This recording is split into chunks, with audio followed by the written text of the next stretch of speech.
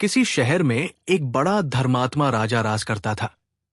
उसके दान धर्म का प्रवाह कभी बंद नहीं होता था। हर जगह राजा बढ़ चढ़कर दान दक्षिणा देता था। एक दिन उसके यहां एक साधु आया। उसने राजा से कहा, राजन, सुना है तुम बहुत दान धर्म करने वाले राजा हो। तुम्हारे यहां से कोई भी खाली हाथ नहीं जाता। क्या मैं जो मांगूंगा वो तुम मुझे दे सकोगे? राजा बोला, कहिए साधु महाराज, आपको क्या चाहिए? साधु ने कहा, या तो 12 वर्ष के लिए अपना राज पाठ दे दो या अपना धर्म दे दो। साधु की बात सुनकर पहले तो राजा चिंता में पड़ गया। फिर सोच विचार कर उसने कहा, महाराज, मैंने राजपाट सब आपको दिया, संभालिए इस राजपाट को। इतना कहकर राजा वहां से बिना कुछ लिए सब कुछ छोड़ छाड़ बिल्कुल अकेला चल पड़ा। चलते चलते मार्ग में एक बगीचा आया। वही एक कुआं और प्याऊ भी था। बड़ा रम्य स्थान था। राजा वही विश्राम करने के विचार से ठहर गया।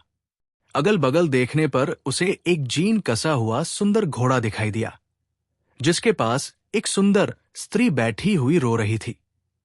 राजा को स्वभावतः दया आई। उसने उस स्त्री से रोने का कारण पूछा। स्त्री बोली, महाराज, मैं एक राजकुमारी हूं। मेरे पिता और भ्राता सबको शत्रुओं ने मार डाला है। मैं किसी प्रकार जान बचाकर यहां भाग आई हूं। अब आप ही देव के द्वारा भेजे मेरे आश्रयदाता है, आतः मुझे शरण दे। राजा ने कहा, ठीक है, घोड़े पर बैठ जाओ और मेरे साथ साथ चलो। राजकुमारी बोली, नहीं महाराज, आप ही घोड़े पर चलो। आपके सामने मेरा घोड़े पर बैठकर चलना ठीक नहीं है। राजा घोड़े पर सवार हो गया।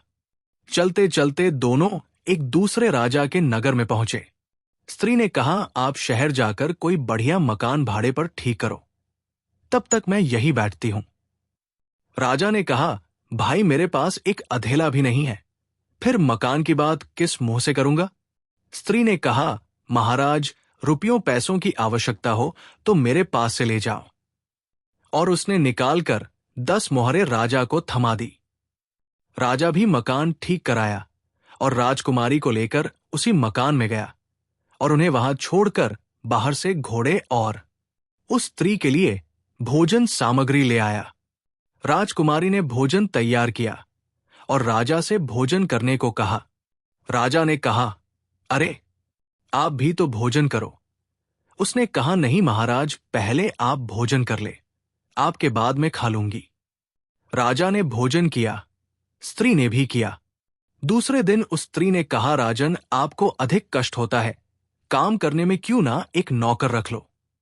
राजा बोला, भाई, मेरे पास तो एक अधेला भी नहीं है और तुम मुझसे राजाओं किसी बात कर रही हो। स्त्री ने कहा, राजन, आप असमंजस में न पड़िए। मैं औरत जात न हुई होती तो स्वयं इन कामों को कर लाती। आपको कहने भी नहीं जाती रुपए पैसों की।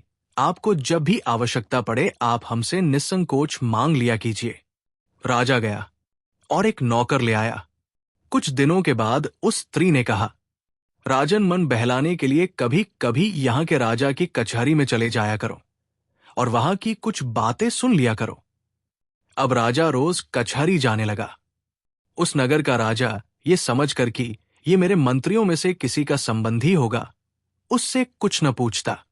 इधर मंत्री लोग उसकी आकृति राजा के समान देखकर राज संबंधी जानकर कुछ न बोलते। कुछ दिन यूं ही बीत गए। एक दिन राजा और मंत्री वर्ग ने आपस में आखिर उस राजा के संबंध में बातचीत की। वो किसी का कोई संबंधी तो था ही नहीं। उनको बड़ा कौतूहल हुआ। दूसरे दिन राजा ने उसे परिचय मांगा।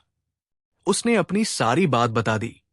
उसकी धर्म प्रियता देख राजा ने उसका बड़ा स्वागत किया और अपना मुकुट उसके सिर पर रख उसकी पगड़ी अपने सिर पर रख ली, अपने सिंहासन पर बैठाया और मित्रता की प्रतिज्ञा की।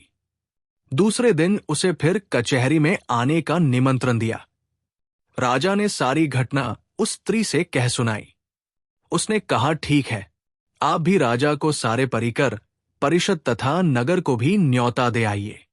वो पहले तो हिचकिचाया, पर उसके प्रभाव तथा आग्रह को देखकर राजा उस स्त्री की बात मान गया और अगले दिन जब कचहरी गया तो राजा को सारे मंत्रिपरिषद सहित पूरे नगर को अगले दिन सुबह के भोज के लिए आमंत्रित किया।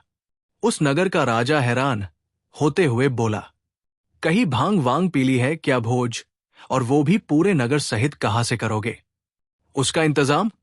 खैर बोले जाओ, ठीक है, मनमानी करो, मित्र ही तो हो। शाम को उस नगर के राजा ने एक सिपाही भेजकर पता लगवाया और कहा जाकर देखो तो सुबह भोज के लिए क्या इंतजाम है।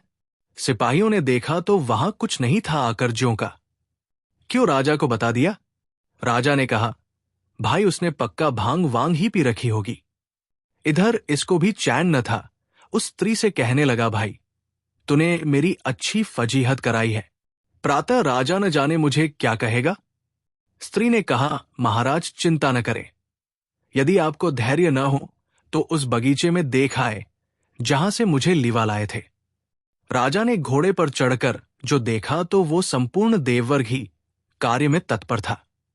अनंत दिव्य ऐश्वर्य भरा था, उसके आश्चर्य का ठिकाना न रहा। प्रातःकाल राजा सहित संपूर्ण नगर को भोजन कराया।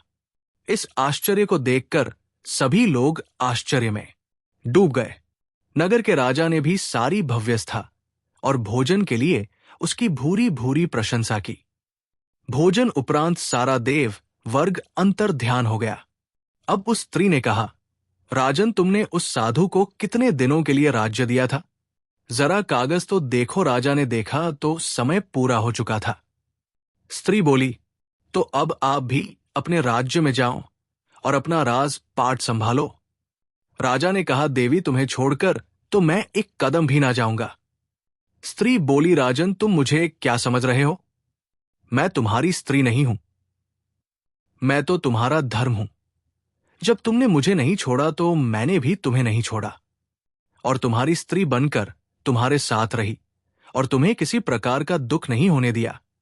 पर अब जैसी तुम्हारी इच्छा निष्कर्ष धर्म के प्रति निष्ठा ही जीवन की वास्तविक सफलता और सुख का मार्ग है। धर्म का पालन करने वाला व्यक्ति चाहे किसी भी परिस्थिति में हो, वो कभी पराजित नहीं होता। धर्म से व्यक्ति न केवल भौतिक सफलता प्राप्त करता है, बल्कि जीवन की गहराई और सत्य को भी समझता है। धर्म के बिना जीवन अधूरा और अराजक हो सकता है, लेकिन धर्म के साथ व्यक्ति हर चुनौती को पार कर सकता है।